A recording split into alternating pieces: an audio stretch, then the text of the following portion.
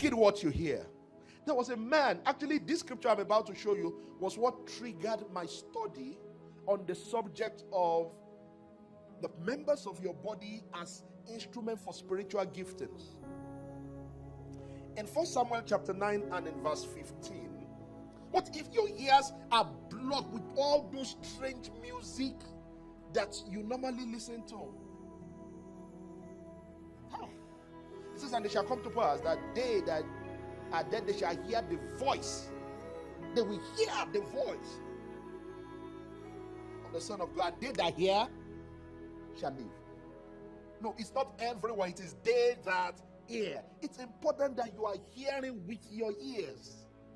It's important that the Lord is able to whisper secrets to your ears. If I want to tell someone something, I don't want everybody to know about it. How will I do it?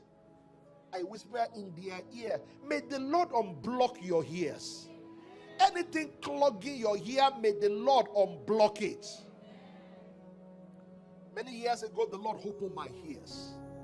And since then, He will just whisper in my ear something. Sometimes, literally, you could look like, was I the only one that heard that, or did everyone hear it? Because your ears are consecrated. So we've been looking at it. Do you see your heart is consecrated? There's a covenant with your eyes. Now your ears are consecrated for only use. Next time they come and say, have you heard that Brother Jalamia has say, sorry, before you continue, I no longer listen to such gists. My ears are now consecrated.